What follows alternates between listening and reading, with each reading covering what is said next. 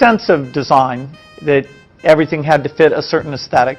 The fact that he, with this little engineering background as he had, it shows that design can lead you in a good direction, and so phenomenal products came out of it. He knew about brand, I mean, in very positive sense. He understood, he had an intuitive sense for marketing that was amazing. You can't just keep doing the same old thing you were doing before. You have to take your skills and attack the new frontiers.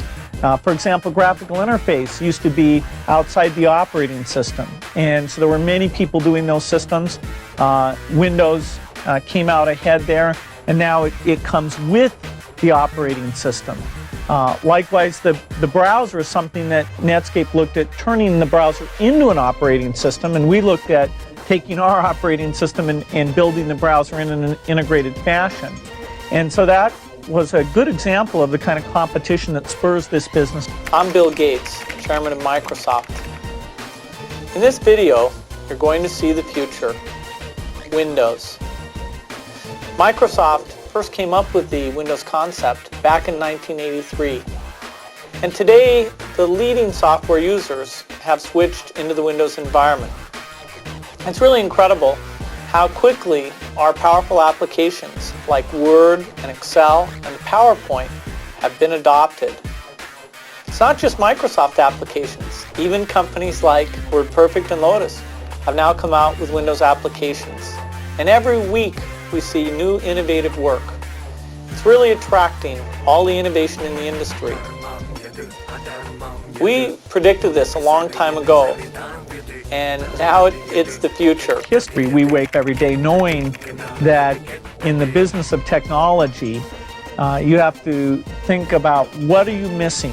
What is the research or customer feedback that you should be paying more attention to? And how do you keep that pace of innovation very, very high? How do you make sure you're hiring the very best people?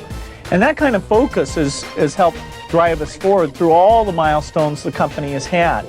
Certainly the internet is a great example of that. We had to tear up our plans and step back and say, well, how do we really embrace all that's good about the internet and recognize some of the shortcomings and make sure we're leading the way in reducing what has held people away from the internet. I want to thank Harvard for this honor.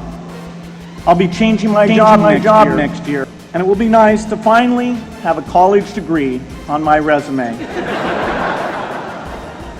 I applaud the graduates for taking a much more direct route to your degrees.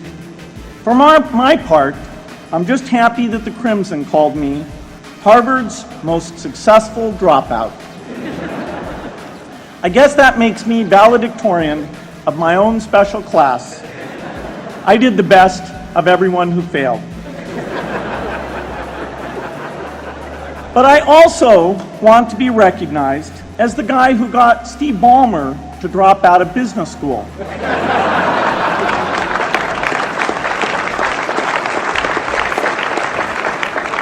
I'm a bad influence.